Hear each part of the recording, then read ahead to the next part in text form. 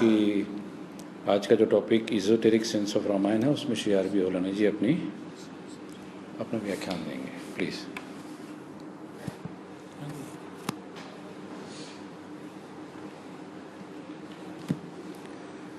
मैं जब से थियोसॉफी में आया तब से इजोटेरिक और एसोटेरिक की बातें चलती रही है,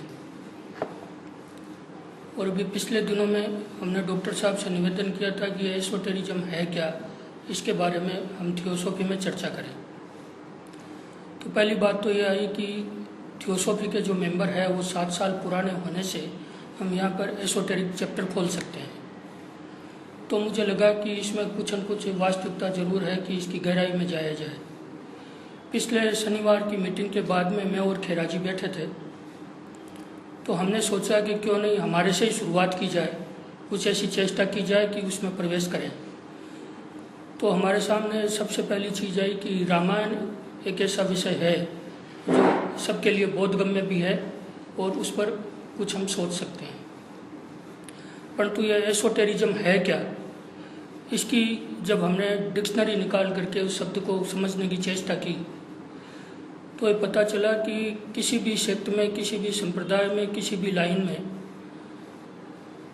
एक इनर सर्किल या किसी सदगुरु के बहुत ही नज़दीकी जो ग्रुप होता है उसको जो चीज़ें गुप्त रूप से बताई जाती है उनको एसोटेरिज्म में लिया जाता है।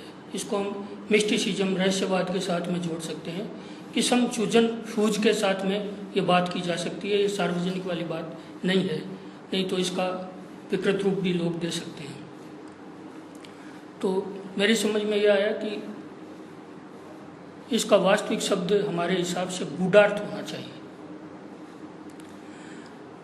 प्रत्येक शास्त्र के बारे में हम देखते हैं तो उनकी, जैसे गीता है या रामायण की है, सैकड़ों किस्म की व्याख्याएं हैं, परंतु कुल मिला के 3 तरह की व्याख्याएं हमारी समझ में आती है। एक तो होती है अनुवादात्मक, जो कुछ भी है उनको शब्द के हिसाब से व्यक्त कर दिया जाता है, शब्द के अर्थ के हिसाब से। एक होती है व्यवहारिक, जो कि उस व्याख्या को, उस अभिप्राय को हम अपने जीवन के व्यवहार में ला सकते हैं। एक इन दोनों के पार जाकर के जो गूढ़ अर्थ होता है, जो साधना में काम आता है, जो उच्च कोटि के साधक है वो उसको उपयोग में ला सकते हैं, जो उसका वास्तविक अर्थ होता है।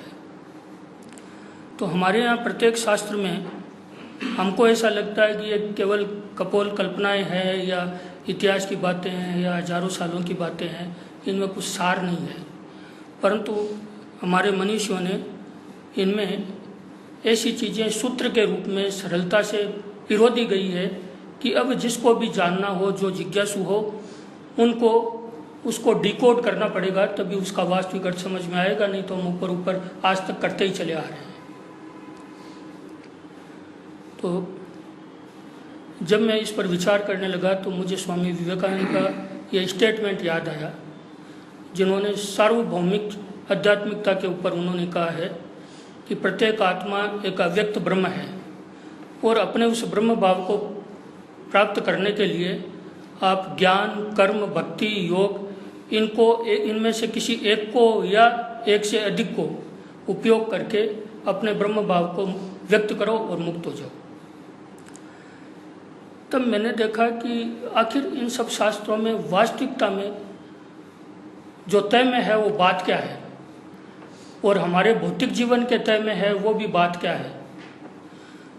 तो हम साधारण तौर पर कहते हैं कि हमारा जीवन जो है, हमारा शरीर जो है, 5 भौतिक तत्वों से बना है, पृथ्वी, जल, अग्नि, वायु, आकाश। जब मैंने इस पर गहराई से सोचा तो मुझे ऐसा लगा कि साधना की जितनी भी पद्धतियां हैं, वो चाहे योग हो, चाहे कुंडलिनी हो, चाहे तंत्र हो, चाहे ध्यान हो, चाहे कोई भी हो, वो इन 5 प्रमुख तत्वों में से किसी एक की साधना करके, उसको सिद्ध करके और उसके ऊपर बेस किया गया है। चाहे हम प्राणायाम को देखें तो वायु तत्व है, चाहे हम पारसी धर्म को देखें तो अग्नि तत्व पर ज़्यादा जाते हैं। कुल मिलाकर के दुनिया की सारी साधना पद्धतियां किसी न एक विशेष, इन 5 में से एक तत्व पर विशेष महत्व देती है। तो कहीं हमारे यहाँ भी तो सब जगह यही है। तो साधना और सिद्धि, ये 2 शब्द आते हैं, और जितने भी हमारे यहाँ साधक हुए हैं वो अपनी अपनी स्थिति के अनुसार अलग अलग कैटेगरी में चले जाते हैं। ये मैं थोड़ा सा इस एसोटेरिक शब्द को विस्तार देने के लिए बात कर रहा हूँ, ताकि हम थोड़ा व्यापकता से उसके अंदर जा सकें। तो हमारे हिसाब से साधना में जो है 4 स्थितियाँ साधकों की आती है, जिसको हम पहला बोलते हैं सिद्ध। जो भी किसी साधना में आगे बढ़ता है, चाहे वो कुंडलिनी की साधना हो, चाहे और कोई साधना हो, तो एक स्थिति ऐसी आती है कि कुंडलिनी में वो चक्रों का वेदन करते करते सहस्त्रार्थ तक पहुंच जाता है, और सहस्त्रार्थ में उसको हजारों फूल दिखाई देते हैं, परंतु किसी एक फूल के प्रति अट्रैक्ट होकर के वो और उसी को पकड़ लेता है, और चारों तरफ का ऑर्बिट उसी के चारों तरफ बन जाता है। वो सिद्ध जरूर हो जाता है, उसको वास्तविकता जरूर पता चल जाती है, परंतु वो पूर्ण रूप से व्यापकता में नहीं आता और वो वहीं पर अटक जाता है। उसको फिर आगे बढ़ने के लिए किसी और उच्च स्थिति के व्यक्ति की आवश्यकता होती है, जो उसे धकेल करके आगे बढ़ा दे। उसके बाद में आता है नाथ। जो नाथ स्थिति के साधक होते हैं, वो शिव के समकक्ष होकर के, शिव को ही सब कुछ मान करके और साधना करते हैं, और उनकी जो विशेष आइडेंटिटी होती है वो ये होती है अलख निरंजन की। अलख निरंजन का जो वास्तविक शब्द का अर्थ है वो है free from discrimination and free from fault and complete clean. तो वो बाहर से तामसिक दिखते हुए भी अंदर से इतने ज़्यादा पवित्र और क्लीन होते हैं कि वो अपने आप को शिव के समकक्ष मानते हैं और शिव को ही सब कुछ मानते हैं। उसके ऊपर साधना की एक स्थिति आती है जिसको हम बोलते हैं मुनि। मुनि की वो स्थिति होती है कि सब कुछ देखते हुए, हर चीज़ को साधना करते हुए वो मौन में अवस्थित हो जाता है, और उस मौन में अवस्थित इतना गहरा हो जाता है कि वो सिर्फ पलकों के झपकने से और टेलीपैथी से ही अपना काम करता है, उसको बोलने की आवश्यकता नहीं होती। और उसके बाद में जो सर्वोच्च हमारे यहाँ पर स्थिति है वो ऋषि की स्थिति है। ऋषि जो है उनको हम इंग्लिश में बोलें तो पपेट मास्टर्स है। वो ब्रह्मांड के लिए एक सोच विचार करते हैं, उसके लिए आयोजन बनाते हैं, उस आयोजन प्रयोजन को काम में लाने के लिए किसी न किसी को अपना निमित्त बनाते हैं और एक स्क्रिप्ट लिखते हैं। उस स्क्रिप्ट के ऊपर जिनको हम ईश्वर, गॉड या अवतार कहते हैं, उनको भी यहाँ पर अवतरित होकर के अपनी स्थिति से थोड़ा नीचे उतर करके इस मानव जीवन में आकर के और एक्ट करना पड़ता है। ऐसे ही ऋषियों की परंपरा से रामायण उद्भूत हुई है। इसका स्क्रिप्ट तो पहले से ही दिमाग में तैयार कर लिया गया था, परंतु निमित्त बनाया गया वाल्मीकि को। वाल्मीकि अपने प्रारंभिक जीवन में, जैसा सबको आपको मालूम है, डाकू थे, और उनको एक बार नारद जी मिले थे। जब वो नारद जी को लूटने लगे तो उनके पास कुछ नहीं था, तो गुस्से में बोले कि मैं तुमको मार दूंगा, क्योंकि तेरे पास लूटने के लिए कुछ नहीं है। तो उन्होंने कहा कि वो तो तुम्हारा बोलना ठीक है, परंतु तुम पहले अपने घर में जा कर के पूछो कि तुम जो कुछ भी काम अभी तक करके आए हो, उस कर्म में किसका किसका हिस्सा है। तो बोले जब मैं जिनके लिए काम करता हूँ तो उनका हिस्सा तो सभी का है, क्योंकि नहीं तो मैं काम क्यों करूँगा। तो बोले ये तुमको भ्रम है, तुम जा कर के पूछो। तो जब वो अपनी पत्नी को पूछते हैं तो बोलते हैं कि मेरी तो ड्यूटी थी, मैं तुम्हारी शादी करके आई हूँ, तुमको पालना है, मैं तुम्हारे कर्म में भागी क्यों होंगी। पिताजी बोले कि हमने पाल पोस करके तुमको बड़ा कर दिया, तुम्हारी जिम्मेदारी बनती है कि वृद्धावस्था में तुम हमारा सहायता करो, तो हमारी कर्म में कैसे भागीदारी होगी। पुत्र बोलता है कि आप हमको इस जीवन में लाए हैं, तो ये आपकी जिम्मेदारी बनती है कि हमको बड़ा करो, इसमें हमारा क्या हाथ है। तो उसका भ्रम टूटता है और वो वहाँ पर बोलता है कि मैं क्या करूँ। तो नारद उनको राम शब्द का मंत्र देते हैं, परंतु चूंकि उसको जिंदगी में मारने में ही मजा आता था और किलिंग ही उसका काम था, तो उसको राम शब्द भी आया नहीं और वो उसकी जगह मरा बोलने लगा। तो बोले ठीक है, तुम यही बोलो। धीरे धीरे उनको बोलते बोलते वो मरा जो है वो राम बन गया। और उन्होंने इतनी साधना की कि कहते हैं कि उन्होंने 70,000 साल तक साधना की, और 70,000 साल की साधना करते करते एक ही स्थान पर उनकी स्थिति ऐसी हो गई कि उनकी चारों तरफ मिट्टी और पत्थर का एक छोटा सा पहाड़ सा बन गया, और जिसमें सिर्फ उनकी आंखें दिखाई देती थी। तो ये वाल्मीकि शब्द जो है, पहले तो वो डाकू थे, कोई रत्नाकर डाकू बोलता है, कोई बाल्या भील बोलता है, परंतु वाल्मीकि का अर्थ है वाल्मीका,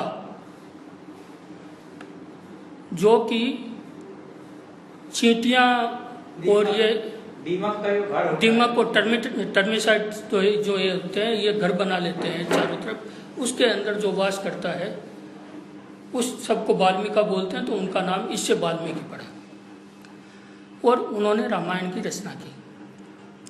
तो रामायण की रचना में जो कुछ भी उन्होंने लिखा, भगवान राम ने सिर्फ उसके ऊपर वैसे ही एक्ट किया, पूरी लीला हुई।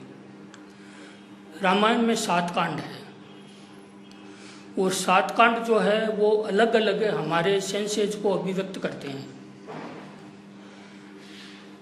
वैसे तो हमारे सेंसरी ऑर्गन 5 है, उनसे हमको 5 सेंसेज मिलते हैं, परंतु हम जो भी कोई उससे अति में जाता है तो उसका बोलते हैं 6th सेंस।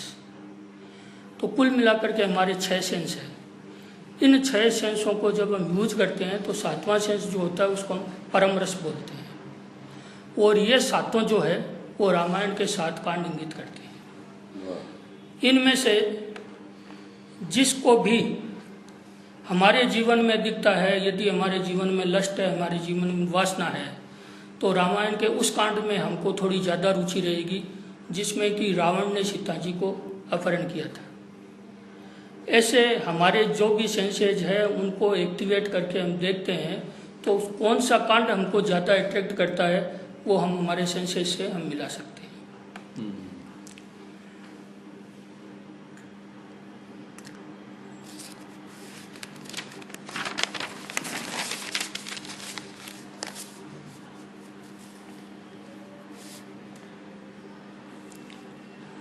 अब उन सेंसेज में ऐसी बात है कि हम रामायण को पढ़ते हैं, उन सेंसेज से पार कैसे जाएं। तो पार जाने में 2 चीज़ है, या तो क्लोज्ड माइंड हो या कंट्रोल्ड माइंड। या तो हम दिमाग को बंद ही कर लें और या हम दिमाग को संयम करके हमारे कंट्रोल में रखें। तो क्लोज्ड माइंड है वो तो पत्थर बन जाता है, वो कोई साधना की सही स्थिति या सही पद्धति नहीं है। इसलिए हम अपने दिमाग को ट्रेंड करके, उसको संयमित करके, हमारे कंट्रोल में करके ही हम सही रूप से रामायण को पढ़ सकते हैं, तभी हमारी बात समझ में आती है। अब हम रामायण में प्रवेश करने की एक छोटा प्रयास करते हैं एसोटेरिक सेंस में। सबसे पहले रामायण के सबसे बड़े पात्र है दशरथ। दशरथ के कोई पुत्र नहीं है, 3 रानियां हैं। दशरथ शब्द का अर्थ है 10 रथों को चलाने वाला। और दशरथ हमारे 5 कर्मेंद्रिय और 5 ज्ञानेंद्रिय, इन 10 को इंगित करते हैं, इन 10 को डिनोट करते हैं, उसका नाम दशरथ है। दशरथ के 3 रानियां हैं, कौशल्या, सुमित्रा, कैकेयी। हम गहराई से देखें तो ये तीनों हमारे गुणों सत्व, रज और तम, इन तीनों को डिनोट करती है। तो जो दशरथ 10 सेंस लेकर के चलते हैं, 3 गुण लेकर के चलते हैं, वो एक तरह से एक मनुष्य की स्थिति होगी। परंतु उनका अस्तित्व किसके कारण है? उनके पास में आत्मा नहीं है, उनके पास राम नहीं है। जब तक राम नहीं आएगा तब तक उनके जीवन की कोई सार्थकता नहीं होगी। तो वो अपने गुरु वशिष्ठ जी से प्रार्थना करते हैं कि हमको क्या करना चाहिए, कि कैसे राम की प्राप्ति हो। तो गुरु वशिष्ठ ने जो भी उनको उपाय बताया वो उपाय किया गया और राम का जन्म हुआ। हमारे सामने प्रमुख रूप से रामायण और गीता 2 ही ग्रंथ ऐसे आते हैं, परंतु रामायण के साथ में, रामायण के पात्रों के साथ में 2 ऐसे जबरदस्त ग्रंथ जुड़े हुए हैं जो गीता और गीता से भी सर्वोच्च स्थिति में आते हैं। मुनि वशिष्ठ ने राम को शिक्षित किया, दीक्षित किया और उनको उपदेश दिए। उनके उपदेशों का एक ग्रंथ है योग वशिष्ठ, जो एक ऐसा ग्रंथ है कि गीता तो कृष्ण और अर्जुन, जिन 2 का कोई बराबर का लेवल नहीं था, उनके बीच का संवाद है। और जो राम और वशिष्ठ के बीच का संवाद वो कितना बड़ा, कितना जबरदस्त हो सकता है, आपने कभी सोचा नहीं और न कभी पढ़ने की चेष्टा की। वो सारा कुछ योग वशिष्ठ में वर्णित है। अब राम बड़े होते हैं, कैकेयी बोलती है, उनको 2 वरदान प्राप्त है। कैकेयी राम के लिए वनवास मांगती है और राम अयोध्या से जाते हैं। राम के जाने का वियोग ऐसा होता है कि दशरथ अपने प्राण त्याग देते हैं। और बात भी सही है, बिना आत्मा के शरीर क्या करेगा। वो प्राण तो त्यागने ही त्यागने थे, क्योंकि जब आत्मा ही निकल गई तो शरीर का क्या अस्तित्व। फिर रामायण में विश्वामित्र आ जाते हैं। विश्वामित्र शुरू से एक राजर्षि रहते हैं। उनको हमेशा मन में एक खटक रहती है कि मुझे ब्रह्मर्षि की उपाधि नहीं मिली। अभी तक के लोग इतना जरूर मेरे में समझते हैं कि मुझ में ऋषि के गुण है, परंतु राजसी तत्व मेरे ऊपर हावी है, क्षत्रियता मेरे में बाकी है, तो मैं ब्रह्मर्षि की स्थिति कैसे प्राप्त करूं। और वो एक ऐसा आयोजन करते हैं कि वो राम के चरित्र में अपना पार्ट भी अदा करने के हिसाब से एक पूरी प्लानिंग बनाते हैं कि राम और लक्ष्मण को जग हिताय मैं दशरथ से मांग लूं, और जो चारों तरफ का वातावरण बना है उसमें मेरी भूमिका, एक गाइड की भूमिका करके मैं आगे तक इनको ले जाऊं। तो वो दशरथ से राम और लक्ष्मण को मांग कर ले जाते हैं। बाद में प्रसंग आता है कि रास्ते में अहिल्या आती है और ऐसा बोला जाता है कि भाई अहिल्या शिला बन गई थी। एक राज्य था वहाँ पर मिथिला, उसके नरेश थे जनक। जनक के यहाँ पर आचार्य गौतम थे और वो उनके आदेशानुसार उनकी संरक्षण में वो एक आश्रम चलाया करते थे। जनक की पत्नी का नाम अहिल्या था और वो वहाँ पर शिक्षा दिया करते थे। तो एक बार लंपटता के वशीभूत इंद्र ने अहिल्या पर मोहित होकर के जो उन्होंने दुष्कर्म किया, उसके चलते अहिल्या जो है वो सांसारिक रूप से बदनाम हो गई। और चूंकि आचार्य गौतम इस स्थिति में थे कि वो अहिल्या की गलती नहीं समझते हुए भी कि अहिल्या सही है, उन्होंने सामाजिक परिवेश की मर्यादा रखते हुए उसका त्याग कर दिया था। तो अहिल्या जाकर के वन में अलग रहने लग गई। और जो व्यक्ति सामाजिक रूप से परित्यक्त हो जाता है उसकी स्थिति एक शिला से ज़्यादा और क्या हो सकती है। तो वास्तव में वो शिला नहीं, वो जड़वत हो गई थी। और चूंकि विश्वामित्र के भी उनके ध्यान में था और जो उन्होंने राम का जो यात्रा का जो घटनाओं का जो क्रम बनाया था उसमें एक क्रम में वो भी था। तो राम उधर गए, अहिल्या को उन्होंने प्रणाम किया, उनको रेस्पेक्ट दिया। और ये एक तरह से सिंबॉलिक ये स्वीकार था कि उस समय का सबसे ज़्यादा पावरफुल व्यक्ति, सबसे महान व्यक्ति यदि किसी को मान्यता प्रदान करता है, आज कोई छोटा राज्य, छोटा देश भी बनता है तो किसी पावरफुल कंट्री की मान्यता चाहता है। तो एक बार ऐसे व्यक्ति की मान्यता मिल जाए तो जड़ से चेतना में आना निश्चित ही था, सामाजिक स्वीकार होना निश्चित ही था, वापस उसी पद पर स्थापना निश्चित ही थी। तो ये हम अहिल्या के उद्धार के रूप में एसोटेरिक बात देखते हैं। उसके बाद में एक प्रसंग आता है सबरी का।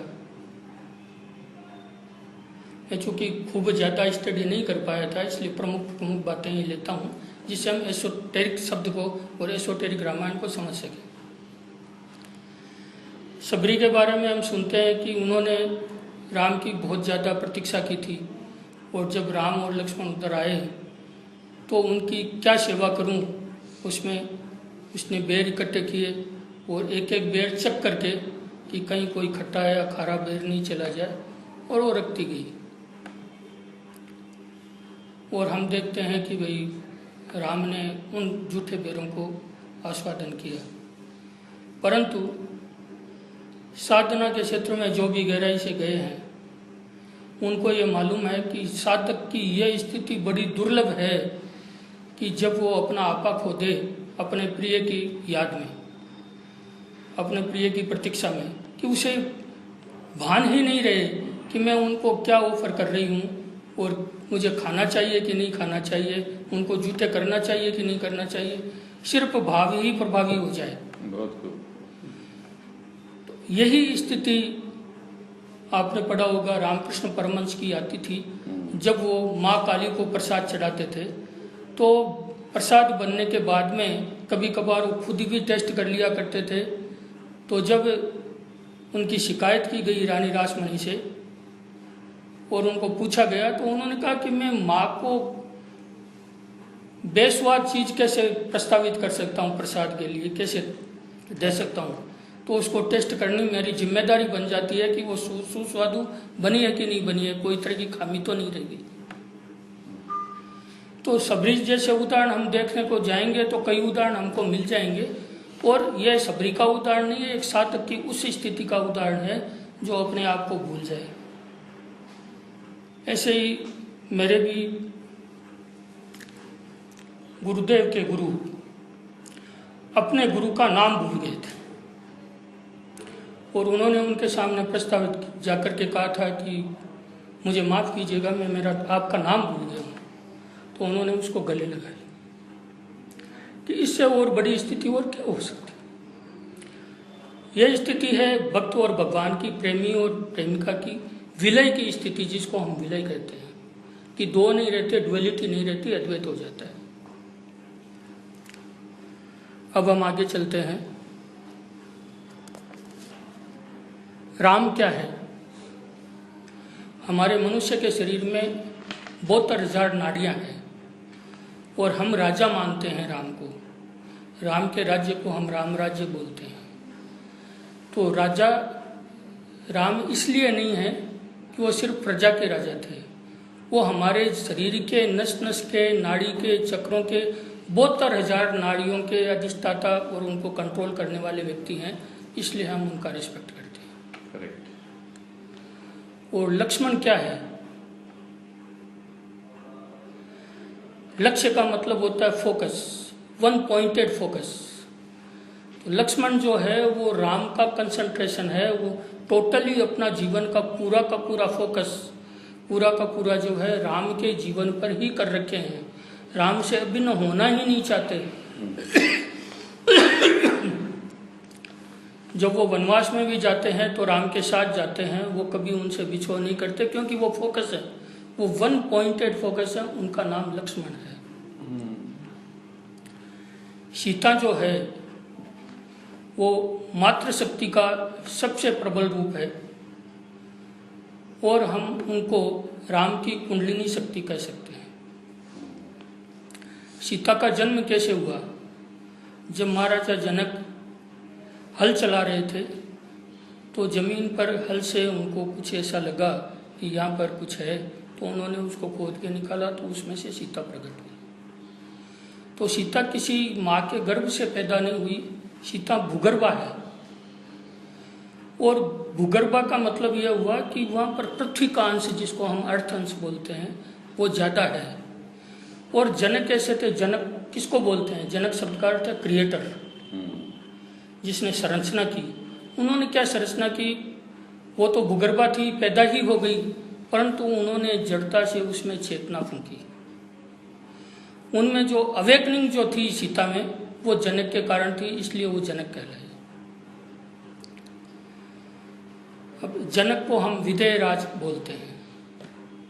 एक राजा होते हुए आध्यात्मिकता में, भारतीय आध्यात्मिकता के इतिहास में जनक का बहुत बड़ा महत्व है, क्योंकि जैसे रामायण से संबंधित ग्रंथ योग वशिष्ठ है, वैसे ही जनक के राज्य में एक बहुत बड़े ऋषि आए थे, अष्टावक्र। अष्टावक्र के साथ में जनक का संवाद हुआ था और वो अष्टावक्र संहिता के रूप में, जिसको हम गीता से भी ऊपर महागीता बोलते हैं, वो हमारे सामने प्रकट हुई थी।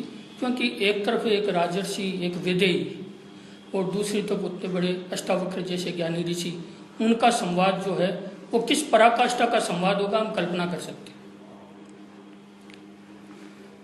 जनक के बारे में ऐसा कहा जाता है कि इन 5 भूतों में से, इन 5 तत्वों में से जनक ने अग्नि तत्व को साध लिया था। अग्नि को पूर्ण रूप से ऐसा साध लिया था कि अग्नि का उनके ऊपर कोई प्रभाव नहीं पड़ता था। और शायद आपने पढ़ा हो कि नहीं पढ़ा हो, जनक जब अपने दरबार में बैठते थे तो उनकी बाएं जांघ पर उनकी महारानी बैठती थी और उनका दाहिना पैर हवन कुंड की जलती हुई अग्नि में रहता था।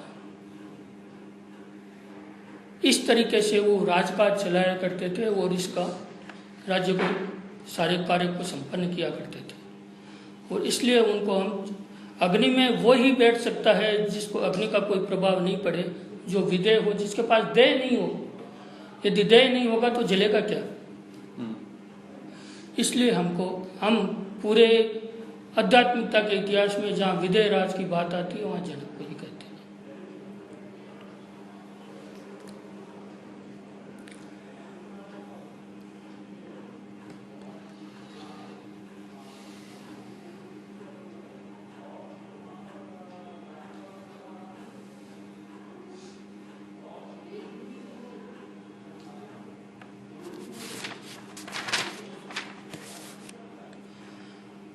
अब रामायण के प्रमुख पात्रों में एक पात्र आते हैं हनुमान जी। आध्यात्मिकता में जितने भी महापुरुष हुए हैं उनमें कुछ एक ही महापुरुषों को हमने अमृत्य कहा है, इमोर्टल कहा है, जो कभी भी मरते नहीं, हमेशा अमर है। उनमें से हम आंजनेय हनुमान का नाम लेते हैं।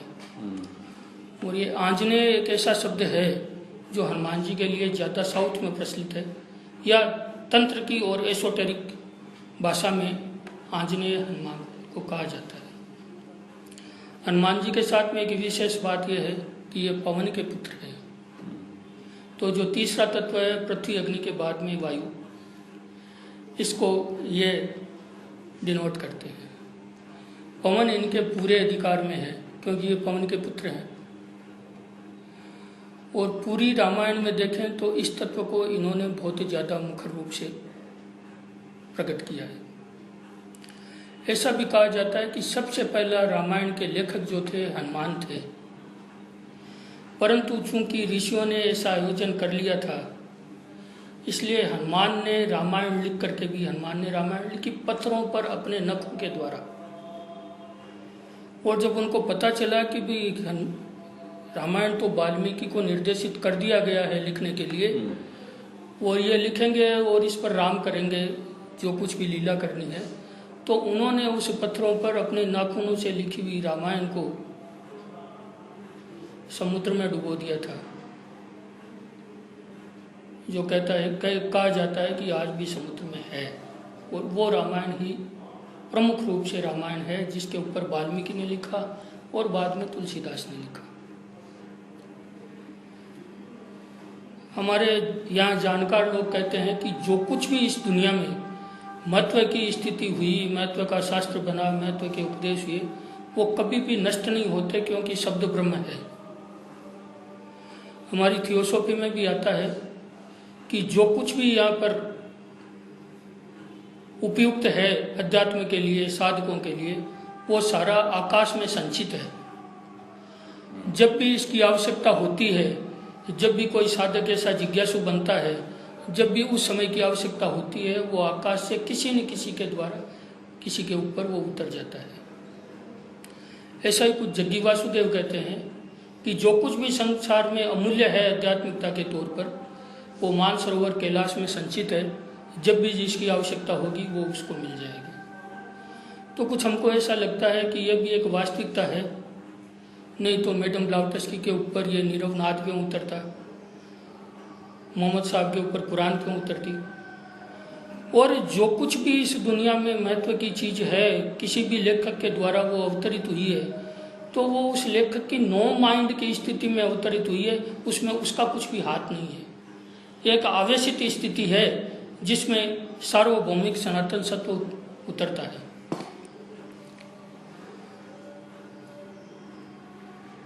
अब प्रमुख पात्र जो रामायण के हैं उनमें एक है रावण। कहते हैं कि रावण ने बहुत जबरदस्त तपस्या की थी भगवान शिव की, और शिव को प्रसन्न करके उनकी इच्छा थी कि उनको लंका ले जाया जाए। उन्होंने कैलाश को ही उठा लिया था, परंतु भगवान शिव ने उसकी भविष्य की नीति समझ करके और कैलाश पर्वत पर बैठे बैठे उसके मूलाधार पर चोट की, जिसके चलते वो पर्वत के नीचे दब के रह गया और उनकी कृपा से वो वापस निकला, और वो कैलाश पर्वत वहीं का वहीं रह गया। और रावण जो है वो लंका में अपने आप को अपराजित और नहीं मरने वाला ये उपदेश वरदान लेकर के और वो वहाँ चला गया। रावण के बारे में कहा जाता है कि बहुत बड़ा विद्वान था, बहुत बड़ा ज्ञानी था, बहुत बड़ा ज्योतिष का जानकार था, सब कुछ था, परंतु लंका जो शब्द है वो पृथ्वी तत्व का द्योतक है। पृथ्वी की चीजें जो है ज्यादा है मेटेरियलिस्टिक, उस पर हावी है। और जब रावण अपराजय हो गया, उसने कहते हैं कि 9 ग्रहों को ला करके और अपने दरबार में अपनी सीढ़ियों में उनको उल्टे पटक दिया, उल्टे मुंह, और पूरे के पूरे समय को, काल को अपने कंट्रोल में कर लिया कि मैं जो कुछ भी चाहूँ वैसा ही हो। मेरा पुत्र जो है वो भी वैसे समय में उस रूप में जन्मे जिस समय मैं मुहूर्त निकाल करके और मेघनाथ को इस पृथ्वी पर अवतरित करना चाहूँ उस समय। ऐसा कहा जाता है कि एक रात मंदोदरी ने रावण को कहा कि आप अपराजय तो हो गए हो, आपको कोई मार नहीं सकता, आप अमृत को प्राप्त अपने आप को कहते हो, परंतु ये भौतिक स्थिति है, मृत्यु लोक है, ये पृथ्वी है, यहाँ पर आप कितने साल रहोगे, कितनी पीढ़ियाँ आएगी, कितने दुख देखोगे, कितने दर्द देखोगे, तो आपको वो सुख और वो आनंद कहाँ रहेगा। और मरना तो जीवन की नीति है, तो आप क्या ऐसा चाहते हो कि मैं कभी मरूं नहीं और इस मृत्यु लोक के दुख संताप भी भोगता रहूं, आपके सामने आपकी 7-7 पीढ़ियां चली जाए। तो रावण का विचार भी थोड़ा बदला, आखिर तो ज्ञानी था, और उनके विचार में भी ऐसा हुआ कि मरना तो चाहिए, परंतु मरने का भी कोई अच्छा आयोजन हो तो अच्छा है। तो इससे बड़ी आयोजन क्या हो सकता है कि मैं विष्णु के हाथ से ही मरूं। और ऐसी घटनाएं भी है कि विष्णु के 2 द्वारपाल जो थे, वो जब भी अवतार की बात आई तो वो बोले कि हम क्या करेंगे, जब तक आप वापस नहीं आओगे तो हम यहाँ पर हमारा रहना, हमारा समय व्यतीत करना दुभर हो जाएगा, हम तो आपकी सेवा में हैं। तो एक चीज हम बड़ी विचित्र देखते हैं आध्यात्मिकता में कि जब बड़े से बड़े भक्त, बड़े से बड़े ऋषि, बड़े से बड़े साधक साधना करते हैं तो यह आता है कि भगवान आते हैं, प्रकट होते हैं, आशीर्वाद देते हैं, वरदान देते हैं और चले जाते हैं। और हम देखते हैं कि उनको ईश्वर का साक्षात्कार हो गया, उनको वरदान मिल गया, चले गए। वो रावण जैसे, कंस जैसे, हिरण्यकश्यप जैसे दुष्ट आते हैं तो भगवान को यहाँ जन्म लेकर के पूरा का पूरा जीवन बिताना पड़ता है उनके लिए। तो भक्त अच्छे हैं कि दुष्ट अच्छे, ये बड़ी विचित्रता है कि स्वाभाविक मन में जिज्ञासा पैदा होती है कि एक तरफ सत्य का, एक तरफ आध्यात्मिकता का, एक तरफ अच्छे गुणों का प्रकाश पुंज, और दूसरी तरफ विपरीत ध्रुव, इतना ही बड़ा ध्रुव, इतनी बड़ी शक्ति कि वो उनको पैदा होने में विवश कर दे, चाहे वो ऋषियों की स्क्रिप्ट हो और चाहे भगवान का अवतार का और दूसरा कारण हो, मेरी समझ की बात नहीं है, परंतु ये बड़ा विचित्र विरोधाभास है। तो रावण ने भी यह सोचा कि विष्णु खुद ही पैदा हो तो मैं मरूं, परंतु इस छोटी सी चीज, मतलब मैं क्या करूं, क्योंकि इतना बड़ा ज्ञानी कोई गलती तो कर नहीं सकता, तो क्यों नहीं जब वो अवतार ले तो मैं उनकी पत्नी का ही हरण कर लूं। हालांकि हम चाहे रावण को किसी भी दृष्टि से देखें, परंतु हम कम से कम वासना की दृष्टि से तो नहीं देख सकते कि उसने वासना के रूप में उनको हरण किया था। तो यहाँ आकर के एक विचार एसोटेरिक होता है कि आखिर क्या साधना की दो पद्धतियां, एक नकारात्मक और एक सकारात्मक।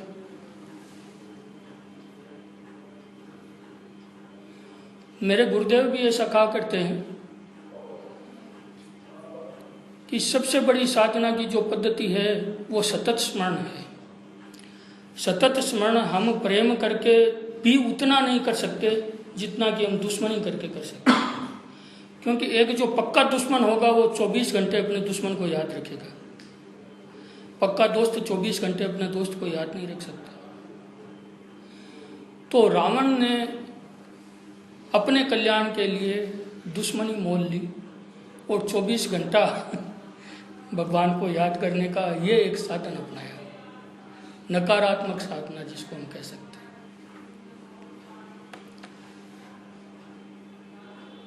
फिर अब उस आयोजन में जब प्रकृति साथ देती है तो नारद जैसों का रोल बढ़ जाता है।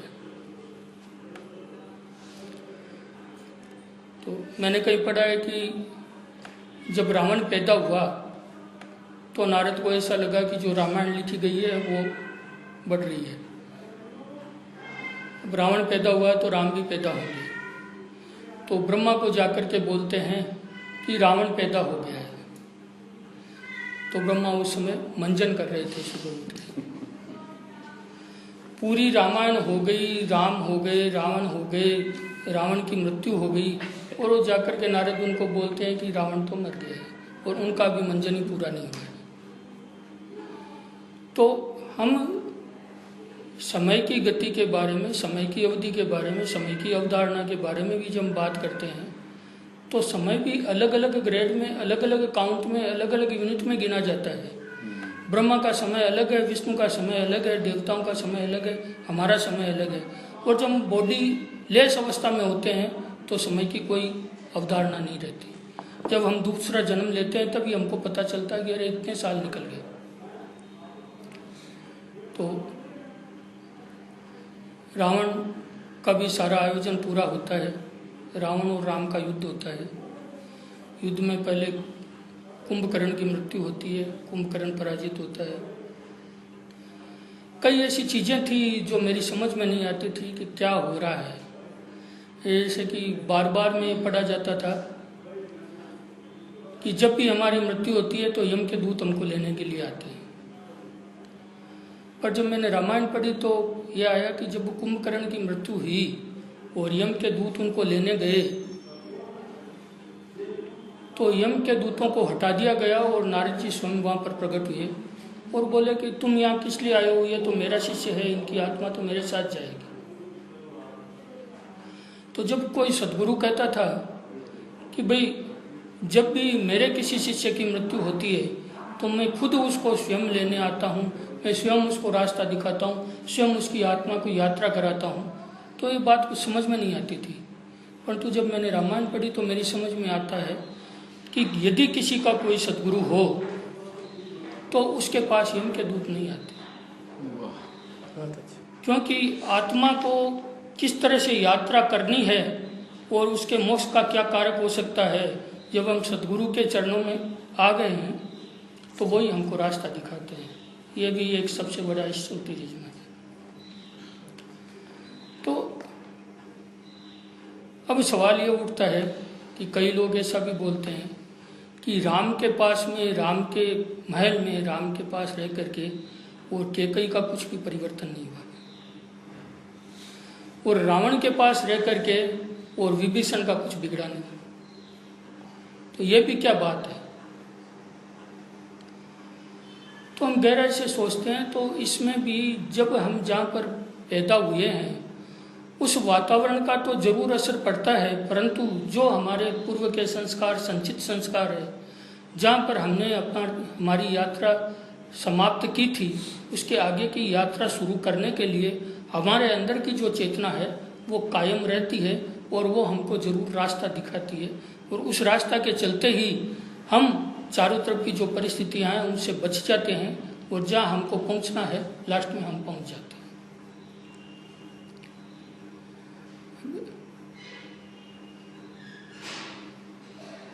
अंत में कई चीज़ें ऐसी है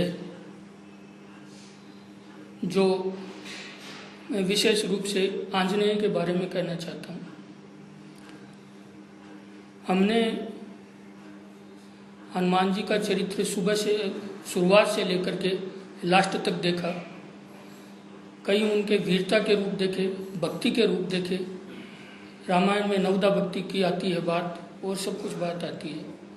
जब भक्ति को साधारण रूप से हम समझने के लिए जाते हैं तो एक बात तो यह है कि किसी में भी यदि हमारी आस्था होती है तो फिर हमको शक किस चीज़ का होता है। हम क्यों उनसे कोई भी तरह की हमारी मेटेरियल, हमारी कोई भी तरह की इच्छा हम उनके सामने व्यक्त करते हैं। हम जब हमारे जो श्रद्धास्पद है, जो भगवान है, उनको हम यदि पूर्ण रूप से ये मानते हैं कि भाई आप सर्वव्यापक हो, सर्वज्ञानी हो, सब कुछ जानते हो, और हम उनको मानते हैं, उनके चरण चिन्हों पर चलते हैं, उनमें आस्था रखते हैं, तो क्या उनकी आंखें बंद है जो हमको कुछ मांगना पड़े? तो यदि कोई भक्त होकर के और किसी से कुछ मांग लिया तो रामायण के अनुसार वो भक्त नहीं है। ये सबसे बड़ा उदाहरण जो है वो हनुमान जी का है।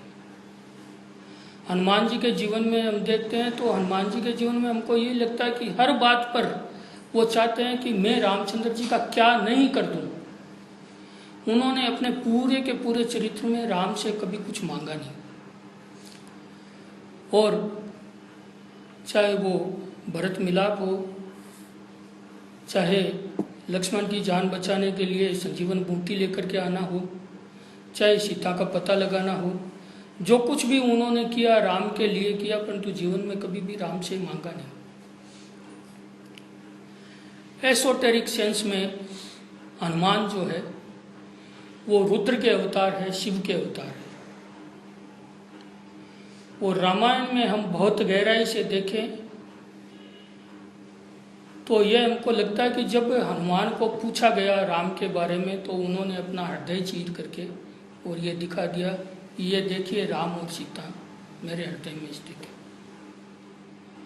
परंतु एसोटेरिक सेंस में राम और सीता उनके हृदय में स्थित नहीं थे, सिर्फ राम ही उनके हृदय में स्थित थे। सीता अलग शक्ति है। उन्होंने यह दिखाया कि देखो अनाहत तक पहुंचो, अनाहत को सिद्ध कर दो, राम प्रकट हो जाएंगे। तो यह अनाहत चक्र की बात थी, ना कि हनुमान जी के हृदय की बात थी। और अनाहत चक्र जिसने सिद्ध कर लिया, राम उनके हृदय में आकर के बैठेंगे ही। परंतु हनुमान क्या है? हनुमान तो राम के हृदय है। हम देखते हैं कि राम हनुमान के हृदय में बैठे हैं, नहीं, राम के स्वयं के हृदय हनुमान है। राम के बिना, हृदय के बिना वो कुछ भी कर नहीं सकते। हम जहाँ भी कल्पना करते हैं, जहाँ कुछ भी देखते हैं, राम के साथ में लक्ष्मण, सीता और हनुमान सब है।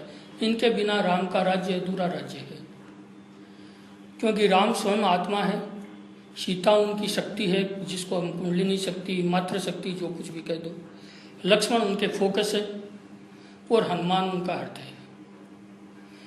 एक बार ऐसा पढ़ने में आता है कि सीता जी उनको, रामचंद्र जी को बोलती है कि हनुमान हमेशा आपके साथ रहते हैं, कभी मैं आपको दाम्पत्य जीवन की बात भी नहीं कर सकती क्योंकि ये पीछा ही नहीं छोड़ता। तो कई बातें तो भाई ऐसी होती है कि पति पत्नी के बीच में होनी चाहिए। तो राम उनको बोलते हैं कि हनुमान भैया थोड़ी देर तुम दूसरी जगह जाके बैठ जा। हनुमान की यह स्थिति है कि वो एक सेकंड भी राम का नाम लिए बिना, राम का स्मरण किए बिना, सतत स्मरण में रहे बिना रह नहीं सकते। तो ऐसा कहा जाता है कि हनुमान दूर जा करके बैठ गए, राम राम सीता राम, राम राम सीता राम करते करते ध्यानस्थ हो गए, समाधिस्थ हो गए।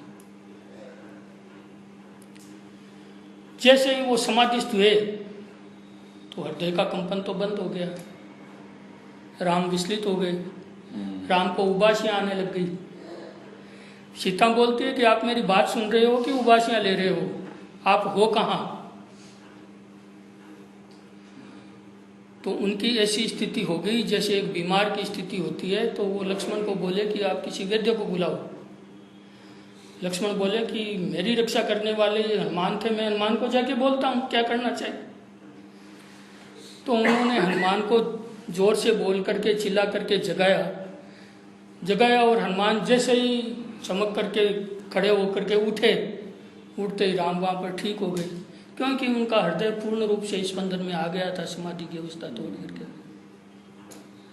जब वो राम के सामने गए तब राम उनको सीता को बोलते हैं कि ये तो मेरे हृदय का स्पंदन है, ये अभिन्न है, इसके लिए कुछ भी नहीं है, क्योंकि ये तो जीवन भर जो है ब्रह्मचर्य व्रत का पालन किया है। और आपको मालूम होगा कि एक लंगूर को, एक बंदर को हम लस्ट से जोड़ सकते हैं, क्योंकि हम सोचते हैं कि बंदर कभी भी एक स्थान पर नहीं रह सकता, बंदर कभी भी एक स्थिति में नहीं रह सकता, जैसे कि हमारा मन बार बार में एक दूसरी वासनाओं पर चलता रहता है। उस बंदर के रूप में हनुमान जी का कलेवर है, फिर भी वो पूरे जीवन भर ब्रह्मचारी रहे, अपनी भक्ति पर अटल रहे और महावीर बड़ा एजोटेरिक सेंस है। अंत में जब लक्ष्मण जी और ये राम राज्य का क्रम चला, राम राज्य के क्रम के बाद में चूंकि हनुमान जी रुद्र के अवतार भी हैं, उन्होंने राम को ऐसा भान कराया कि ये कितने दिन कितने साल चलेगा। भैया मैं तो पालक और सर्जक नहीं हूँ, अंत में तो मेरा रूप तो संहार वाला है, इसका भी तीसरी होनी चाहिए।